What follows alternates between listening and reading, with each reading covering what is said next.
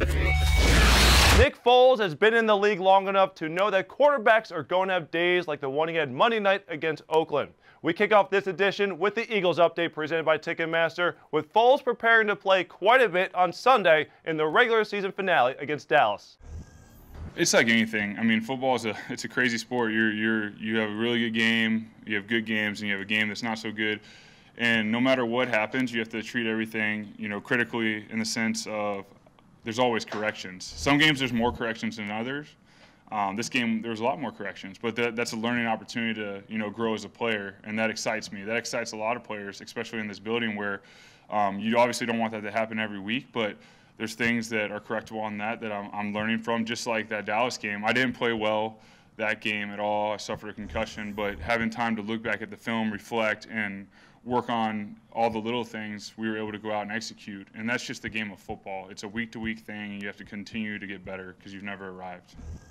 There's a new quarterback on the defensive side of the ball in middle linebacker Dannell Ellerbe, who signed with the Eagles on November 13th. In his first start for the team, he played 27 snaps and had 5 tackles. The former Super Bowl champion is proud to be a part of this playoff-bound club. Nah, I just wanted to get back in the league and play football, so I really didn't think about that. But, I mean, it's all in God's plan. It's a blessing to be here. Well, it's probably more the way we're leaning to get him, or leaning going forward.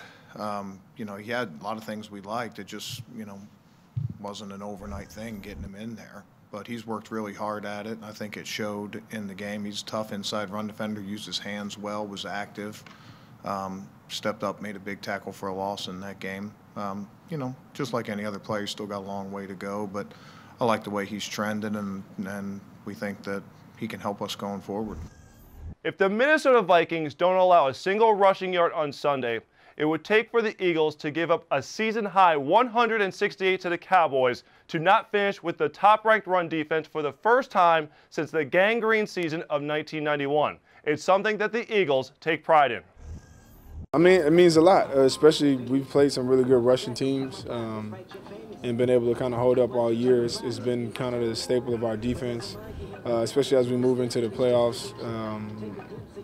Teams are going to bring their running games with them, and it's going to be a huge emphasis for us to be able to stop the run and get teams to be one-handed.